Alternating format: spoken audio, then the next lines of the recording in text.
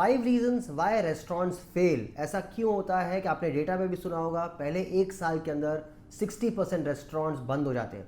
आपने देखा होगा अपने आसपास हमेशा बहुत सारे रेस्टोरेंट्स खुल रहे हैं पर एट द सेम टाइम बंद भी हो रहे हैं, और जो 40% बच जाते हैं उनमें से भी सिर्फ 10% ही 3 इयर्स या 5 इयर्स तक सर्वाइव कर पाते हैं। ऐसा क्यों है, आज हम अंडरस्टैंड करेंगे वो 5 मेन रीजन जो रेस्टोरेंट ओनर्स एक्चुअली स्टार्ट करने से पहले उन पर ध्यान नहीं देते और बाद में चल के एक्चुअली में बहुत पछताते हैं। मेरा नाम निशांत शर्मा है, मैं 15 ईयर्स से रेस्टोरेंट्स के बिजनेस कर रहा हूँ। मेरी बहुत ही फैंटास्टिक टीम है और ये 15 सालों में मैंने जो भी सीखा है वो मैं आप लोग सबके साथ शेयर करना चाहता हूँ। स्पेशली अगर आप एक रेस्टोरेंट ओनर है, मैनेजर है, शेफ है, हॉस्पिटैलिटी इंडस्ट्री से कनेक्टेड है, या अपना एक नया रेस्टोरेंट स्टार्ट करना चाहते हैं, एक कैफ़े QSR स्टार्ट करना चाहते हैं, क्लाउड किचन स्टार्ट करना चाहते हैं, तो प्लीज़ इन 5 मिस्टेक्स को ध्यान से सुनिएगा और आप मत कीजिएगा। सबसे पहला इंपॉर्टेंट पॉइंट है लोकेशन।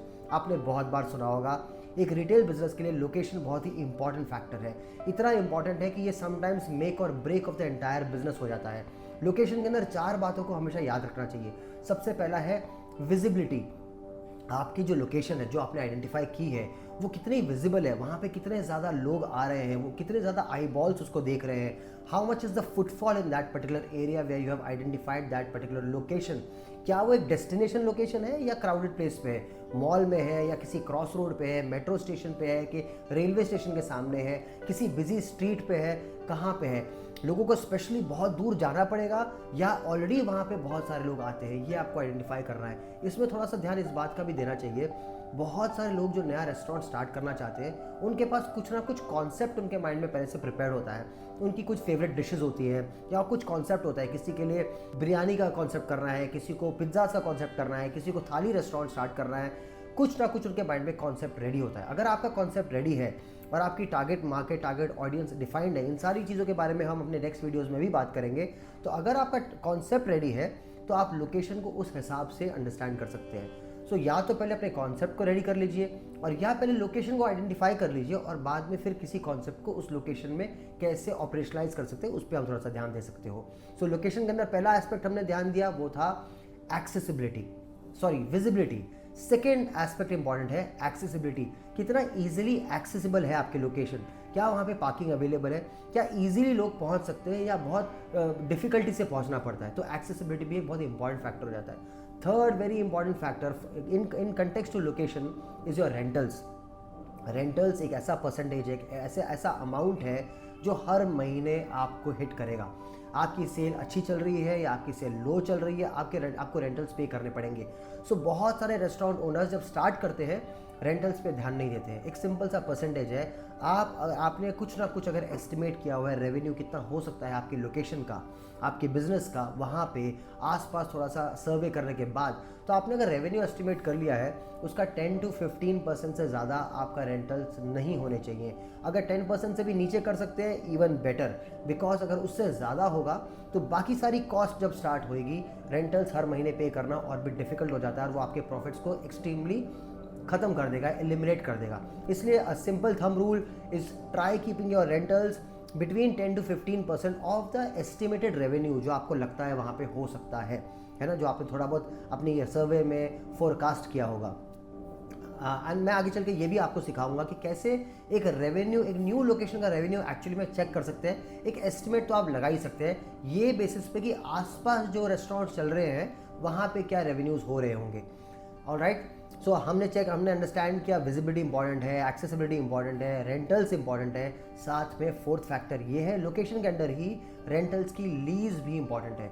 कितनी ड्यूरेशन की लीज आप सेट कर रहे हैं, 3 साल की कर रहे हैं, 5 साल की कर रहे हैं, 9 साल की कर रहे हैं, 11 साल की कर रहे हैं, 15 साल, 20 साल, जितनी लंबी आपकी लीज होगी उतना बेटर है। बिकॉज जब आप रेस्टोरेंट, एक कैफ़े, क्लाउड किचन कुछ भी स्टार्ट करते हैं तो एक अच्छा खासा कैपेक्स लग जाता है, कैपिटल इन्वेस्टमेंट लगती है। उसको रिकवर करने के लिए longer the lease it is better for you to recover.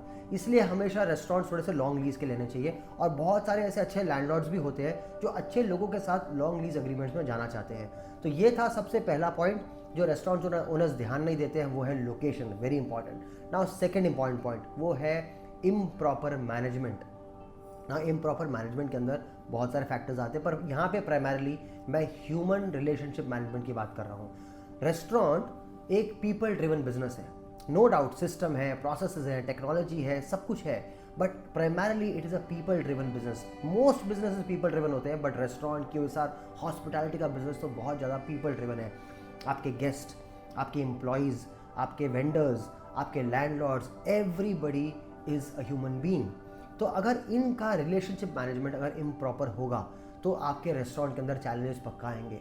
Let us understand, सबसे पहले आपकी टीम, क्या आपकी टीम कल्चर से अलाइंड है, क्या आपकी टीम वैल्यूज से अलाइंड है, क्या आपके पास एक मिशन है, क्या आपके पास एक विजन है अपने रेस्टोरेंट का, क्या आप एक्चुअली में अपनी टीम को फेयर सैलरीज दे रहे हैं, फेयर वेजेस दे रहे हैं, क्या आप उनके बेनिफिट्स को कट तो नहीं कर रहे हैं, उनके बेनिफिट्स को अच्छे से दे रहे हैं, क्या आप अपने टीम मेंबर्स को as a human being treat कर रहे हैं. बहुत लोग जब स्टार्ट करते हैं उन्हें पता भी नहीं होता है कि उन्हें टीम लीडरशिप, टीम डेवलपमेंट कैसे करनी है, और वो बहुत बार ये मिस्टेक कर लेते हैं कि वो अपने एम्प्लॉयज़ को टीम मेंबर्स की तरह कंसिडर नहीं करते, सिर्फ एक स्टाफ की तरह कंसिडर करते हैं. मैं तो ये एम्प्लॉय, ये स्टाफ, ये वर्ड्स भी यूज़ नहीं करना चाहता हूँ. They are your team members, they are your talent. तो अपने टीम मेंबर्स को, अपने टैलेंट्स को, जो आपका ह्यूमन रिसोर्स है, उसको बहुत ही अच्छे से टेक केयर करना, उनकी नीड्स के बारे में सोचना, उनको फेयर सैलरीज देना, फेयर बेनिफिट्स देना, और हमेशा उनके डेवलपमेंट की, ग्रोथ की बातें सोचते रहना और उनके साथ उनको गाइड करते रहना. That is very important. बहुत रेस्टोरेंट ओनर्स ये नहीं करते हैं, इसलिए staffing is one of the major issues that hospitality actually faces.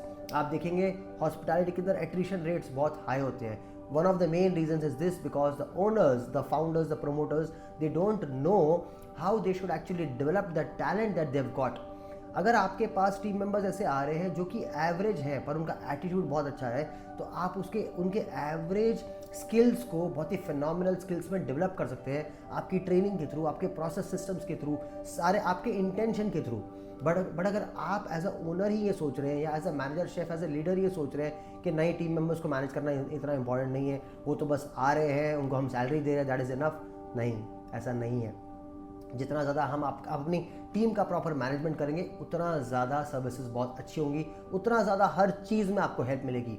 Cost में, प्रॉफिट में, कस्टमर एंगेजमेंट में, गेस्ट एक्सपीरियंस में, हर चीज़ में your team is a real backbone. Similarly आप अपने सप्लायर्स के साथ रिलेशनशिप कैसे मैनेज कर रहे हैं, लैंडलॉर्ड्स के साथ रिलेशनशिप कैसे मैनेज कर रहे हैं, ओवरऑल सिस्टम्स को कैसे मैनेज कर रहे हैं, it is all about that. Because बहुत सारे लोग न्यू बिजनेस स्टार्ट करते हैं, उन्हें ये प्रॉपर मैनेजमेंट सिस्टम्स का पता नहीं होता. आप मेरे वीडियोस के अंदर आगे चल के देखेंगे, मैं आपको गाइड करूंगा, हेल्प करूंगा. ये सारे डिफरेंट मैनेजमेंट सिस्टम्स जो चाहिए होते हैं एक रेस्टोरेंट को चलाने के लिए, उसके ऊपर हम अंडरस्टैंड करेंगे. नाउ थर्ड इंपॉर्टेंट फैक्टर पे आते हैं. थर्ड इंपॉर्टेंट फैक्टर जो एक्चुअली में बहुत रेस्टोरेंट ओनर्स अगेन मिस कर जाते हैं, या अगर वो रेस्टोरेंट्स ओपन कर भी चुके हैं तो उस पर इनफ ध्यान नहीं देते, वो है मार्केटिंग. लोगों को ये लगता है मैंने एक बहुत बढ़िया रेस्टोरेंट खोल लिया है, बना लिया है, डेकोर बहुत अच्छा है, अब मुझे कुछ और मार्केटिंग करने की ज़रूरत नहीं है, गेस्ट और कस्टमर्स अपने आप आएंगे. नहीं, पर ऐसा नहीं है. आज का वर्ल्ड आप खुद जानते हैं, there is so much of visibility, there is so much of distractions happening. इतने सारे ब्रांड्स खुल रहे हैं, इतने रेस्टोरेंट्स खुल रहे हैं, तो आपका ब्रांड एक्चुअली में क्या नया लेके आ रहा है, क्या यूनिकनेस लेके आ रहा है, आपका ब्रांड किस चीज़ के लिए स्टैंड करता है, आप अपने क्या फूड प्रोडक्ट्स को लेके आ रहे हैं, क्या क्यूजीन्स लेके आ रहे हैं, क्या इंटेंशन है, क्या विजन है. ये सारी बातें आपकी टारगेट ऑडियंस को, आपके प्रॉस्पेक्ट गेस्ट को, कस्टमर्स को पता होनी ज़रूरी है. और ये उनको कैसे पता चलेगा अगर आप उनको बताएंगे नहीं, और उसको बताने का तरीका है, उसी को मार्केटिंग बोलते हैं. आप क्या करते हैं, ये कितने ज़्यादा से ज़्यादा लोगों को बता सकते हैं, that is marketing for you. And marketing and sales are not the same. Marketing आपको प्रॉस्पेक्ट गेस्ट को लेके आता है, वो आपकी लीड्स हैं, और सेल्स उन प्रॉस्पेक्ट गेस्ट से सेल्स में कन्वर्ट कराता है. तो बहुत सारे रेस्टोरेंट ओनर्स मार्केटिंग को एज ए एक्सपेंस देखते हैं, उसको एज ए इन्वेस्टमेंट नहीं देखते, जबकि marketing is absolutely an investment. और आजकल आप अंडरस्टैंड कर सकते हैं, दो तरीके की मेजर मार्केटिंग होती हैं. एक होता है physical marketing, the offline marketing, और दूसरा है online marketing, the digital marketing. आप अभी मुझे कहाँ देख रहे हैं, यूट्यूब पे, इंस्टाग्राम पे, फेसबुक पे, मेरी खुद की वेबसाइट पे, पर आप मुझे किसी ना किसी डिजिटल एनवायरनमेंट में देख रहे हैं. एंड आप ज़्यादा से ज़्यादा समय आजकल कहाँ स्पेंड करते हैं. डेटा बताता है average Indian more than 5 to 6 hours per day digital media पे स्पेंड कर रहे हैं, और ऑल ओवर द वर्ल्ड ये डेटा और भी बढ़ता जा रहा है. सो आपके रेस्टोरेंट का भी enough marketing on the digital space होना ज़रूरी है. एंड येस, ऑफलाइन मार्केटिंग भी होना ज़रूरी है, but without marketing not enough people will actually see or know about your restaurant, cafe, QSR, cloud kitchen, your hospitality business, है ना. तो मार्केटिंग पे इनफ ध्यान देना बहुत ज़रूरी है, so that many people know about you and the beautiful cuisine, food experience that you're bringing. Fourth important point है Many restaurant owners और managers और chefs, they don't know their numbers. उनको बहुत अच्छा खाना बनाना आता है, उनको बहुत अच्छा गेस्ट एक्सपीरियंस देना आता है, पर बिजनेस ऐसे नहीं चलता है। बिजनेस के अंदर एक बहुत ही इंपॉर्टेंट फैक्टर है, वो है numbers. Money is a number, food cost is a number, employee salaries is a number, team members की सैलरी इज अ नंबर, आपका एक्सपेंसेस इज अ नंबर। जितना ज़्यादा आप नंबर्स को अंडरस्टैंड करेंगे through process, systems, reports, technology, dashboards, इनके साथ जितना ज़्यादा आप नंबर्स को अंडरस्टैंड करेंगे उतना ज़्यादा आपको अपने रेस्टोरेंट की बिजनेस हेल्थ के बारे में पता चलेगा। इसलिए बहुत सारे रेस्टोरेंट ओनर्स ना सब कुछ पे ध्यान दे पाते हैं बट नंबर्स पे ध्यान नहीं देते। उनके पास उनके फाइनेंशियल सिस्टम्स प्रॉपर नहीं होते, अकाउंट्स के सिस्टम प्रॉपर नहीं होते, उनका profit and loss statement proper नहीं होता, और वो प्रोसेस, वो सिस्टम्स उनको नहीं पता होते। इसलिए उनको पता नहीं होता है कि उनका रेस्टोरेंट स्टैंड कहाँ कर रहा है, कितना प्रॉफिट बन रहा है, कितना लॉस बन रहा है, फूड कॉस्ट की क्या परसेंटेजेस आ रही हैं, टीम मेंबर्स की जो सैलरीज आ रही है उनके क्या परसेंटेज आ रही है, रेंटल क्या परसेंटेज पे आ रहा है, मार्केटिंग का क्या बजट है, जो दूसरे अदर्स कॉस्ट है वो कहाँ जा रही हैं, हमारे गेस्ट कितने आ रहे हैं, वो गेस्ट का क्वालिटी का फीडबैक क्या आ रहा है। ये सारी चीज़ें नंबर्स में आ सकती हैं। एंड डेटा नंबर जो एक्चुअली में आपको हेल्प करेगा मैनेजमेंट में, वो और कुछ नहीं कर सकता है। A data driven organization, a data driven restaurant management approach, a data driven business management approach is far more sound approach. तो बहुत सारे लोग को ये नहीं पता होता, इस पर फोकस नहीं करते हैं, बट एक्चुअली में knowing your numbers is very very important. Because आप बिजनेस कर रहे हो, चैरिटी के लिए नहीं कर रहे हो, आप अपने बिजनेस को ग्रो करने के लिए कर रहे हो, फाइनेंशियल रिवॉर्ड्स अर्न करने के लिए कर रहे हो, financial rewards for your self, for your team members, for everybody involve, है ना। तो वो करने के लिए आपको नंबर्स की अंडरस्टैंडिंग होनी बहुत ज़रूरी है। बहुत सारे रेस्टोरेंट ओनर्स फाइनेंशियली उतने साउंड या नॉलेजेबल नहीं होते हैं, रादर बहुत सारे लोगों को एक्चुअली में फाइनेंशियल लिटरेसी नहीं होती है, तो वो भी अगर गेन करेंगे तो उसकी वजह से भी बहुत कुछ हेल्प आपका हो सकता है।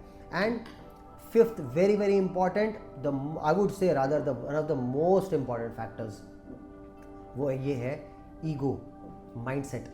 अब क्या होता है कि रेस्टोरेंट एक कम्प्लीटली पीपल ड्रिवन सेटअप है, या QSR या कैफ़े जो भी है पीपल ड्रिवन है। आप बहुत सारे ह्यूमन इंटरेक्शंस में रहेंगे, हमेशा रहेंगे, टीम मेंबर्स के साथ, गेस्ट के साथ, घर पे आपकी फैमिली मेंबर्स के साथ, लैंडलॉर्ड्स के साथ, गवर्नमेंट अथॉरिटीज़ के साथ। जब आप सबके साथ इन्वॉल्व होंगे तो ईगो क्लैशेस हो सकते हैं। सबके साथ इन्वॉल्व रहेंगे तो माइंडसेट के अंदर नेगेटिविटी आ सकती है। जिन लोगों ने अपने माइंडसेट को पॉजिटिव रखा है, जिन लोगों ने ईगो को नहीं रखा है और हमेशा लर्निंग के मोड में रहे हैं, फीडबैक लेने के मोड में रहे हैं, आपके गेस्ट आपके बारे में क्या बोल रहे हैं, आपके खाने के बारे में क्या बोल रहे हैं, आपके सेटअप के बारे में क्या बोल रहे हैं, आपकी टीम के बारे में क्या बोल रहे हैं, वो हमेशा लर्निंग के लिए अगर आप रेडी हैं तो आप बहुत कुछ लर्न करेंगे। But many people they take it personally. जो लोग नया नया रेस्टोरेंट ओपन करते हैं वो एक्चुअली में इन सारी चीज़ों को ना पर्सनली ले लेते हैं। उनको लगता है कि मेरे बारे में ख़राब बोला जा रहा है।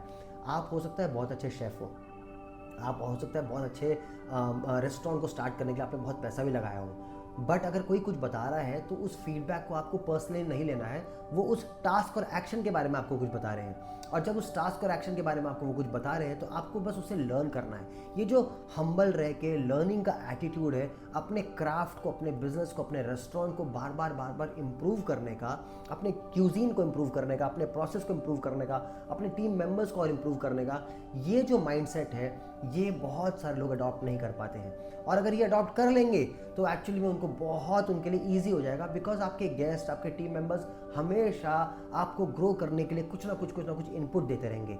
तो इस ईगो को अपने माइंड से निकालिए।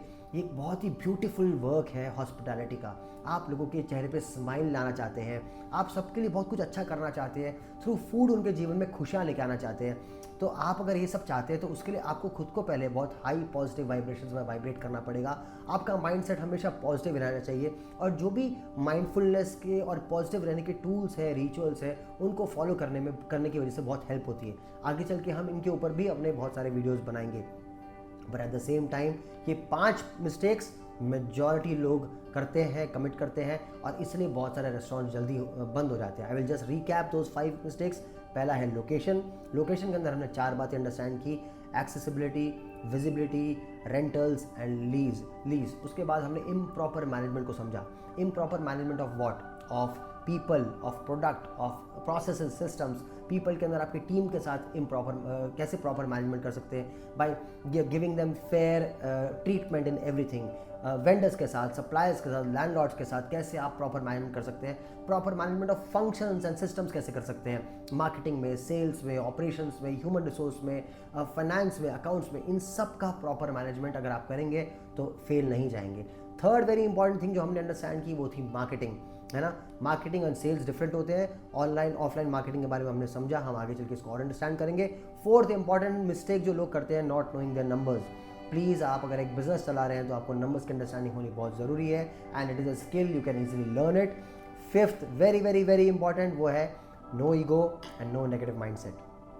बहुत ही बढ़िया काम आप शुरू करना चाहते हैं या कर रहे हैं ऑलरेडी, प्लीज़ इसको बहुत ही पॉजिटिविटी के साथ करते रहिए, क्योंकि आप लोगों की लाइफ में, अपने गेस्ट की, अपने स्टाफ मेंबर्स की लाइफ में बहुत खुशियाँ लेके आ रहे हैं, जो इंटर्न आपकी लाइफ में भी बहुत खुशियाँ लेके आने वाले हैं। सो ये थे वो 5 रीजंस जिसकी वजह से रेस्टोरेंट्स फेल होते हैं।